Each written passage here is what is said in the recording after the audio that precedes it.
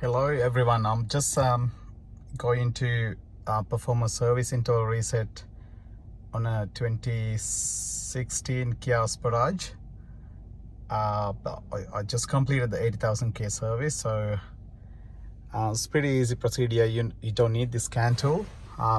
Just use a steering control. That's the only procedure.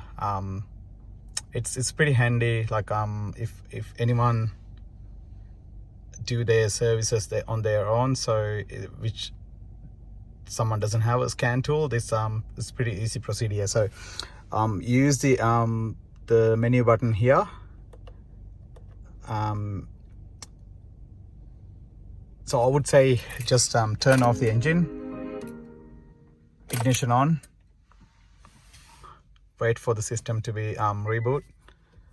You will see this service required warning light comes on. So just use the menu button here and go into user settings and scroll down to service interval and press OK. Then you go to adjust service interval and then press OK, and you will see here on 15,000 kilometers or 12 months. So either you can go 5,000 or 15,000. So this is here in Australia, it's 15,000 12 months kilometers on interval. So once you select that and press OK,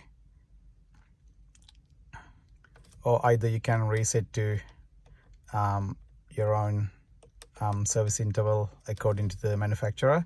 So press OK, 12 months OK, and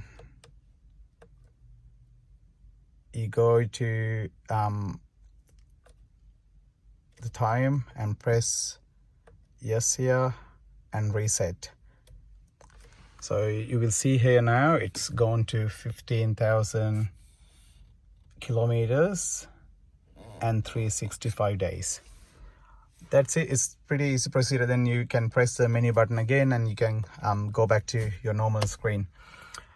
This is one of the easiest procedures on resetting a service maintenance light on Kia.